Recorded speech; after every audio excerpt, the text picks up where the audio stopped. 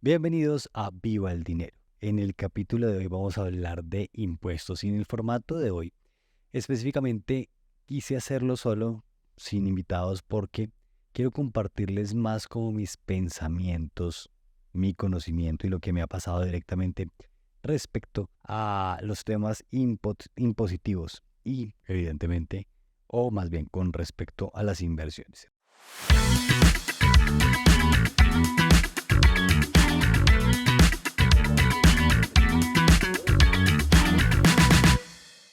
Y voy a empezar a hablar específicamente de las cosas en las cuales nosotros estamos obligados a declarar. Y cuando voy a hablar de declarar, voy a hablar de la DIAN, que es el organismo tributario, digamos, en nuestro país, Colombia. Pero en otros países, pues no existe la DIAN, existe otro organismo de fisco, digámoslo así. Ustedes tienen que averiguar, depende de qué país viven, cómo son. Entonces, cuando hable de la DIAN, estoy hablando del organismo tributario de mi país. Y voy a arrancar con una pregunta que me hacen mucho acerca de cuándo tengo que declarar mis inversiones en el exterior o si debo o no declarar mis inversiones en el exterior. Y aquí hay una confusión bastante grande porque hay una regla que dice que no tenemos que declarar una cuenta menor a algo así como 3.580 VTs. Para los que no saben qué es un VT es una unidad de valor tributario. En el número puede estar equivocando y puede ser que a medida que voy hablando me vaya equivocando en varias diferentes cositas, digámoslo así, porque debo decirles, no soy ni contador ni abogado tributarista, entonces ustedes tienen que averiguar para su caso específico con una persona idónea en alguna de estas profesiones. Yo les voy a hablar sencillamente de mis experiencias.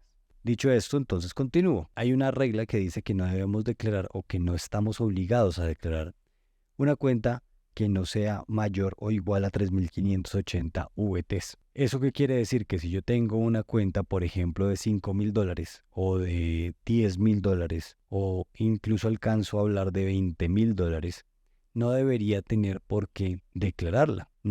Es decir, decirle a la DIAN en mi declaración de renta, mire, yo tengo esta cuenta y la discrimino de cierta manera. Pero el problema es que la gente se acostumbra a no declararla y no declarar la renta o la rentabilidad que esta cuenta de inversión puede ofrecer. Y ahí es donde se cae en el error, porque no estamos obligados a declarar una cuenta menor a 3.580 VTs, pero sí estamos obligados a declarar la rentabilidad o las rentas que traiga esa cuenta de inversión. De tal manera que aquí hay un punto bien importante y yo les digo, declárenlo igual. Declaren igual su cuenta de inversión, por pequeña que sea. Y cuando hablo por pequeña que sea, me refiero a una cuenta mayor a $1.000, $2.000. Declárela porque usted va a empezar a recibir unas rentas y va a tener que demostrar de dónde vienen esas rentas. Y es mucho más fácil demostrarle al fisco que esas rentabilidades vienen de esa cuenta de inversión si directamente ya se está discriminando esa cuenta de inversión. Y cuando uno lo declara, y no es solamente como sumarlo allá en la declaración de renta, sino que hay que discriminarlo en un formulario adicional que nos proporciona la DIAN, donde tenemos que poner la entidad donde tenemos la cuenta, su valor y el país donde está. Dicho eso, y aquí es donde hay otra confusión muy grande, cuando nosotros declaramos la cuenta de inversión, vamos a decir, por ejemplo, declaré que metí $50.000 en una cuenta de inversión, no tengo que estar todos los años cambiando el valor de esa cuenta de inversión a menos que yo vuelva a transformarla a pesos colombianos. Si yo un día deposité $50.000 en una cuenta de inversión, hago mis operaciones, la cuenta sube, la cuenta baja, la cuenta puede valer 60.000, 70.000, 80.000, no importa si sube o se baja. Yo la declaré inicialmente como $50.000.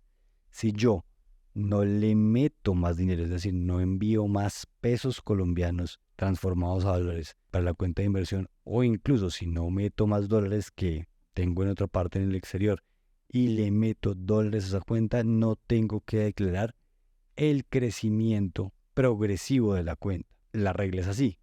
Puede ser que de hecho en algún caso me convenga declarar un crecimiento, pero la regla dice que a menos de que lo vuelva a transformar a pesos colombianos, no lo debo incrementar, porque a la hora de la verdad uno no declara en dólares, uno declara en pesos. Entonces, cuando yo hablo de 50.000 dólares, hoy en día mal contados serían 200 millones de pesos. Yo declararía 200 millones de pesos y lo sigo declarando como 200 millones de pesos a menos de que yo le meta más capital, es decir, fondee más mi cuenta de inversión o directamente saque un pedazo de la cuenta de inversión y lo transfiera nuevamente a pesos colombianos a un banco en Colombia y en ese momento ya cambiaría de valor. Lo digo porque los amigos de las criptomonedas tienen mucho esa o incurren mucho en esa falta. Cuando nosotros tenemos criptomonedas, y esto es una falla que tienen bastantes personas, se piensa que no se deben declarar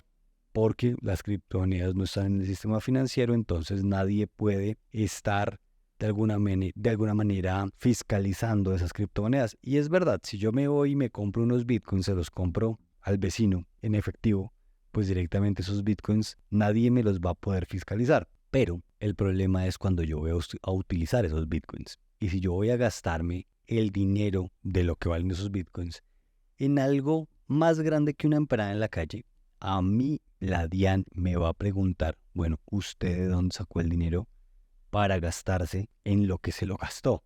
Si yo voy y me compro un televisor, la DIAN sabe que yo me compré ese televisor. Si yo voy y me compro un carro, obviamente la DIAN sabe que yo me compré el carro. Y si yo me compré X o Y cosas, a menos de que sean muy retail, la DIAN va a saber que yo me compré esto y como me lo compré, tengo que decir de dónde salió el dinero. Y ahí yo no puedo decirle a la DIAN, no, es que yo tenía unas criptomonedas, pero yo no le había contado a usted que tenía unas criptomonedas, porque la DIAN nos va a poner una multa. Entonces, si nosotros tenemos criptomonedas o una inversión en bolsa o cualquier otro tipo de inversión por fuera del país, la invitación directamente es declararlo. Ojo, declarar no quiere decir pagar. Declarar quiere decir contarle a la DIAN, mire, yo tengo esto, esto y esto. Pueden ser inversiones o no, ¿cierto? Pero tengo que declararlo porque en algún momento yo voy a necesitar poner ese dinero para consumírmelo en alguna cosa. Y si es algo diferente al mercado que lo puedo comprar anónimamente, a mí la DIAN me va a preguntar de dónde saqué el dinero para comprarme X o Y artículo. ¿De acuerdo? De tal manera entonces que si yo me compro unos bitcoins y esos bitcoins al final de año los declaro y en ese momento, cuando los declaro, valen 100 millones de pesos, por decir cualquier cosa, no tengo que todos los años irme a fijar cuánto vale el bitcoin para actualizar el valor en mi declaración de mi cuenta de bitcoin o de mi dirección de bitcoin. Yo lo sigo declarando como los mismos 100 millones de pesos hasta el momento en que yo los convierta a pesos. Si los convertí a pesos y es una cifra menor a 100 millones de pesos, no tengo que declarar nada. Si los convierto a pesos y es una cifra mayor, tengo que declarar de dos maneras, o como una ganancia ocasional o como renta ordinaria. Y allí viene mi siguiente punto. ¿Cuándo se declara como ganancia ocasional y cuándo se declara como renta ordinaria? La regla es básica. Si nosotros tenemos dentro de nuestra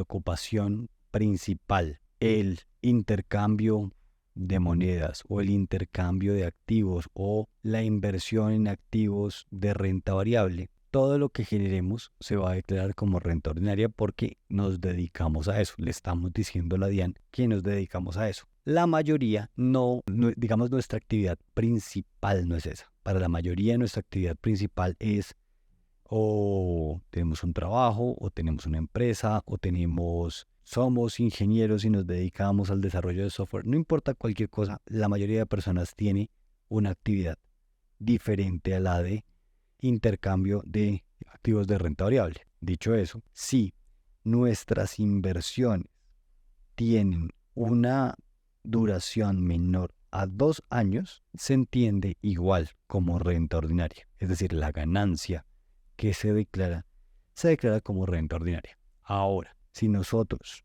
tenemos un activo que mantenemos en nuestro poder más de 2 años, la diferencia de ganancias se entiende como ganancia ocasional. Y así lo tenemos que declarar cuando vayamos a declarar en el siguiente año creación de renta. Si ustedes se han dado cuenta, en sus cuentas de inversión o en los extractos de su cuenta de inversión, hay dos negativos importantes. Uno son los impuestos que se pagan por los dividendos. Nosotros no declaramos ningún impuesto, me refiero a los que no vivimos en Estados Unidos. No declaramos ningún impuesto que no sea por dividendos. El único impuesto que pagamos en Estados Unidos es por recibir dividendos. Eso que pagamos, que es alrededor del 33%, es un costo importante en nuestras cuentas y depende de las estrategias que usemos, es más importante o no. Y ese 33% sobre las ganancias de dividendos lo podemos restar de el valor a pagar de la declaración de renta nuestra. No es que nosotros vayamos a consignar menos al banco, es que nosotros debemos informarle a nuestro contador que esa cantidad de impuestos que estamos pagando en Estados Unidos la descuente en la declaración de renta aquí en Colombia, por una parte. Y por otra parte, hay otro negativo en esas cuentas de inversión o en los extractos de cuentas de inversión, que son los fees de transacciones y los fees que nos cuestan, los gastos que nos cuesta el broker. Costos de broker, costos de asesoramiento, costos de manutención de cuenta, costos de transacción de opciones, todo lo que sean fees. Todos estos fees también los podemos descontar. Hay una regla para esto y creo que es hasta el 30% de lo que es en total la declaración de renta, pero esa parte no me la querían completa, pregúntenle a sus contadores. Hay una regla de un costo máximo que podemos declarar o descontar más bien de los gastos. Y estos gastos, interesantísimo, podemos acumularlos para los siguientes 5 años. Entonces, si yo este año no tengo que pagar tantos impuestos, puede que no sea interesante gastarme, digamos, estos gastos dentro de la declaración de renta actual. Lo puedo guardar para el año siguiente por si el año siguiente tengo una declaración de renta más alta. Es absolutamente legal, absolutamente utilizable y tenemos que obviamente respaldarlo con los documentos de extractos de nuestras cuentas de inversión. Con todo esto, la idea es que todos sepamos un poquito más acerca de cuáles son nuestras obligaciones impositivas. Yo les estoy hablando desde mi caso en Colombia, pero para todos ustedes en Latinoamérica, sepan cuáles son las ventajas y las desventajas impositivas que tienen y pregunten a su contador o a su abogado tributarista cómo pueden optimizar los impuestos. Recuerden que declarar no es pagar y declarar es absolutamente necesario para evitarnos multas, costos, demandas, etcétera en el futuro. Con eso los dejo. Muchísimas gracias a todos. Nos escuchamos y nos vemos en el próximo episodio. Que estén muy bien. Chao, chao.